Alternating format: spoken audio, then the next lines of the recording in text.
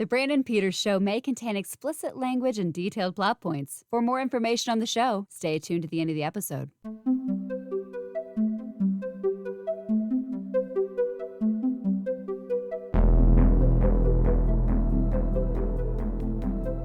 Happy 4K BLUsday, brought to you by whysoblu.com. Welcome back. It's another Tuesday here. And first up, just some maintenance here on the YouTube page. I've gone through my videos, content, blah, I've put out, and I've made playlists of everything, so it's easier to access the different segments and stuff I put. So if you're not wanting to find through there, you could, for 4K BLUsday, there's a playlist for it, and all the new ones will get added to it. I also have my episodes, one for that, one for my uncut episodes. I've always had the one for the promos, which, watch the promos. They're awesome. They're great. I love them. And I do have one. I had one, just the music videos with which we talk about on Friday on the show, which I haven't really put those up on here, but you should check them out on the podcast for sure. Next order of business is we had a giveaway last time. It was for Fatale, and the winner for that one, which, yeah, suspense. I made a typo early on in the day. It said Fatale Digtail. That's what it looked like. I forgot an I in digital, which I counted both, and the winner actually was a Fatale Digtail person. It's Ray Sai, so congrats to Ray. Woo! Oh, you guys have a chance at something else. You have something. Congrats, Ray. I'll get you your code, and you can enjoy Fatale. This week on the giveaway, I showed last week, but we have Fear of Rain. Not this Blu-ray, but the code, digital code. Easy, just like always. Tweet it out, comment below, go on Instagram, whatever you can do to get my attention. And since they're scared of rain, and a raincoat helps block the rain, we'll just go with hashtag rain code. Since you want the rain, here's the code, hashtag rain code. Stupid? Yeah, I agree. But they always are. It's the fun of it. And that's how we do it. This week on the show, I have no review copies. I was supposed to get one today, but I don't have any review copies. But I put together a little something that might be interesting. If not, just shut it off. We'll see you again whenever. But I put together a little bit of a Hammer set here. This is sort of a how to collect some of the Hammer series on Blu-ray in the United States. It's been a little wonky, and not just until last December were you able to really complete some of these series that Hammer has. I'm going to go over the major ones. I'm sure I'll miss some of them, but I'm a big lover of Hammer horror. My elder years, I've grown even more attached to it. I love watching them. I watch a lot of British stuff. I don't know what it is. I got an affinity for it. So I got a healthy diet of Hammer horror and Doctor Who a lot of the time. But this is going to just show you a little bit of the complexities. The rights aren't always there. Some have been different over the years. There's different ways now to collect these. But let's go over that. If you're interested, cool. If not, hey, maybe next week or so. I think next week might be the Hannibal commentary, though. We'll see. We'll see what happens there. But we'll start easy. Hammer only made one werewolf movie, and it's The Curse of the Werewolf. That one originally was found here in this Universal set. We're going to come back to this set a couple times. But Curse of the Werewolf, it came out on this. There's debates on the aspect ratios on these throughout. Then when Shout Factory under Scream Factory started putting them out, they brought it out here with a special collector's edition, and they improved the picture quality, gave it bonus features. Highly recommend this one if you're into the technical stuff, want a better presentation. If you're just looking for a grab bag of some Hammer to have in your collection and you're not really caring about the quality, this is all right. If it's still in print, I'm not sure. Some of these are going to be out of print, not going anymore. But there you go. Werewolf, Hammer, here you go. This is it. One movie, you're done. You've got the whole collection of Hammer and werewolves. Let's go now. We'll go a little less. We'll start less extensive and get more extensive as we go. Next is The Mummy. Hammer made 4 Mummy movies. Now, this is a little bit tricky here. Originally, this is one of the first big Hammer releases in the United States. Was this Warner Brothers set, horror classics. So, yeah, you see, we're going to come back to this one. Yeah, of course. The Mummy was included here, along with 2 Dracula movies and a Frankenstein film. They also released The Mummy on its own. So you can pick that one up through this set, which I think this set's gone. I think it's out of print. But this set, or its standalone version, this was like they're testing the waters. There were Hammer stuff out, like Synapse Films, Shout Factory, they put Hammer stuff. Like, I'm not claiming this is the first big one, but this is how you would start your Mummy set. I'm predicting, and it's possible, Shout Factory's going to do the Mummy. Shout Factory's going to get to these. We'll see. They're already working their way, as we'll find through this. I have thoughts. Next, for the Mummy movies, you're going to have to get the second one. Curse of the Mummy's Tomb comes in this Hammer set. It's a dual disc with the Revenge of Frankenstein. Now, this is recent, which I'm just going to show this off again. We've shown this on the show before, but The Curse of the Mummy's Tomb was originally released by Mill Creek in a double feature disc. I'm not sure if it was with Revenge of Frankenstein. I think it might have been, and you could get it that way. I have that disc. I forgot to pull it for this. I'm not going to edit. You can go on the internet and look, but this is the one you want to get nowadays. But that double feature disc had the Mummy, so you would have to go for the second Mummy, Curse of the Mummy's Tomb. You'd have to go to this Hammer set, which we'll come back to again. Next, to complete it out, your series, Shout Factory, under Scream Factory, released the final 2. The third one, which is the Mummy's Shroud, and then the final one, the Blood on the Mummy's Tomb.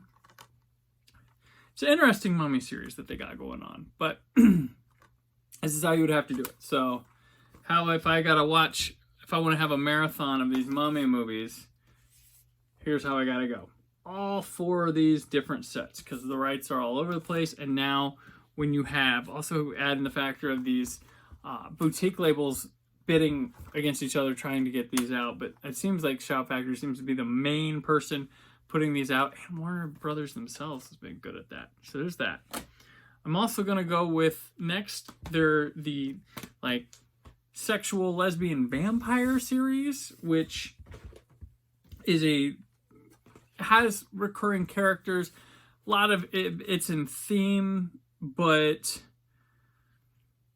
it's interesting. The first one was actually brought out by Scream Factory. It's one of their earliest releases. I think it's out of print.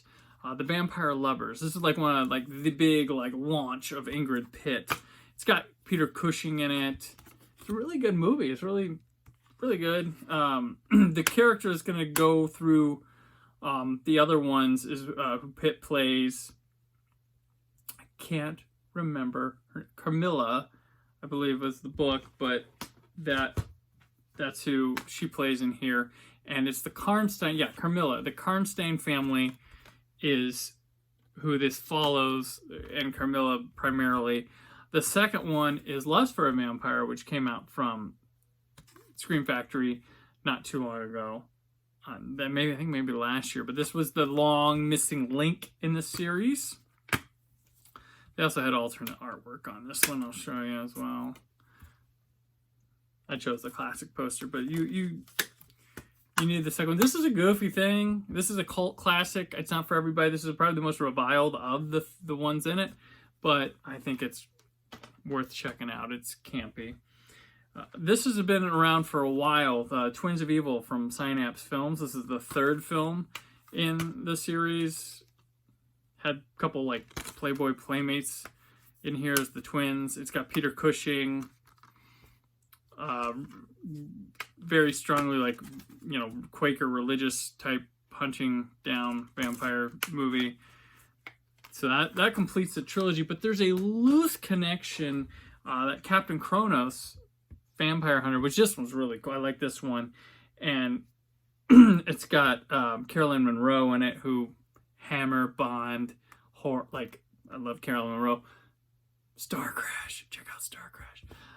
But this one has a loose connection to those movies, so you could throw it in with your marathon, and it's better than some of them. So I definitely like Captain Coast. This could have been a franchise, and it didn't happen. In the 70s, Hammer was trying to find where it would go next, and a lot of things were landing. Money was going on. These were having to be double featured with things. It's an interesting story. So the Karnsteins, that's how you have to do this series. All 4 of these releases. 3 of them come from Scream Factory, and 1 comes from Synapse. So most of them housed in the same place.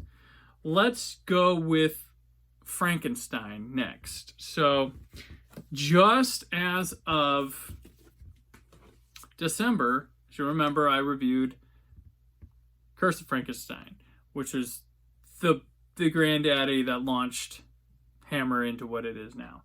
So this just came out from Warner Archive Collection. This has been a holdout. It's been available overseas, in the UK and Australia, but finally the US did it, and they did a pretty good job restoring it. So this one actually came out and said, hey, we're the one.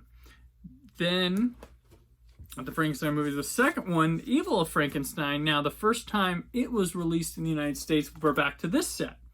It was here. But again, as I foreshadowed, Shout Factory brought it out and did a much better job with it. Like, the picture quality is outstanding. Gives you options on like how to watch. A lot of these will give you 166, which is my preferred frame rate for watching Hammer, or you'll have 185.1 if you like that.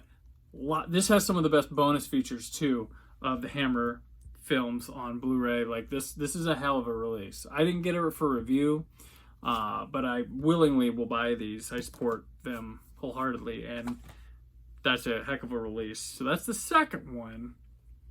The third one is going to come right in here. The Revenge of... Oh, actually, that's the third one. I'm sorry, I went backwards. This is the second one. The Revenge of Frankenstein comes in here. Like the Mummy, it had a dual disc set, like a 2-disc double feature.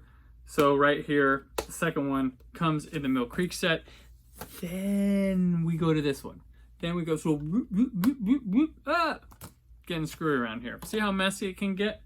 Now we go on, and we have another Shout Factory release, Frankenstein Created Woman. Not the first time this was brought out. There's a company, I think it was Millennium or something, that are no longer around. They released this, and I don't know if I have my copy, but I did keep it because it came with this. It's really cool, and it's got sealed, but it's got like these lobby cards and stuff in it I wanted to keep. But this is the second time in the United States it has been released on Blu-ray. And this is a better version, I think. It's got all the bonus features you want, more, and the picture quality is right up there with it. So, Frankenstein Created Woman, this is the second release. I should have went and dug up my old one, but it's unavailable. I know it's out of print, so here we go. Next, we have, this is Horror of Frankenstein. Or, no, that is not next. Haha, I caught myself. We have Frankenstein Must Be Destroyed. It came in this set. You guys are like, does he really like Hammer? Look at his knowledge. But this one came in this set, and it's right here. So it was also released individually. I also predict, I think that at some point Scream Factory is going to do it again. So there's this one. Now, Horror of Frankenstein, where they tried to reboot it, tried to do something comedic. It didn't kind of work out. It does have, speaking of this week, it does have, and so does, or no, it doesn't. This one does have Kate O'Mara, who played the Ronnie in Doctor Who. She's in this one. I think it's worth seeing as a curiosity, but Shout Factory brought it out, as well as finishing off with Frankenstein and the Monster from Hell. So that's the franchise for Frankenstein. Let's go through here. You've got these. You could have this. You could have this. Oh! And this. So you get this nice stack for Frankenstein. And these aren't all of them. There's a couple other ways to have it. So just craziness. All right, lastly, we're going to go the big dog Dracula, the one that really took it off. And this just came out the year before. I believe it was 2018, 2019, something like that. Horror of Dracula. Took forever to get released in the US. I had an import of this before. This is the one. Christopher Lee just killing it. Michael Gough's in this. This one, finally, Warner Archive did some good. Then when you go to Brides of Frankenstein, or Brides of Dracula, we have this set again, but then it was just done better this past fall. Heck of a release again. This is a really great release too. And they cleaned it up good. They gave it the original aspect, 166.1. Great bonus. Underappreciated movie. Definitely pick up that release. Then, this one also, like the other one, Dracula Prince of Darkness. This is the second time it's been released on Blu-ray. The first one came, like I said, with these. I think this one might be open. This one's open. I can show you these a bit. So that's from the original release. It's not from this one. But it came with these cards, little lobby cards. I love these. Yeah, see? So Dracula Prince of Darkness, which typically tends to be my favorite one. I know people think it's a little slow, but I like that. I like the buildup of him returning. But this was the first collector's edition of Hammer from Shout Factory, too, from Scream Factory. So definitely check that out. Then we get to some trickiness. We go back to this set, which also released individually. You have the fourth one, Taste the Blood of Dracula. And Dracula has risen from the grave. They come from Warner Brothers in this set. And this big attraction was 2 more Draculas on Blu-ray, because forever it was just Prince of Darkness. Then, Scream Factory was the first to release Scars of Dracula, which I really like this one. I know this is reviled, but this is one of my favorites. I really do. I don't care. It's bonkers. It's a bit violent. It's for me. And I had a Studio Canal one from the UK, and then Scream Factory did this, and I got it again. So, why not, right?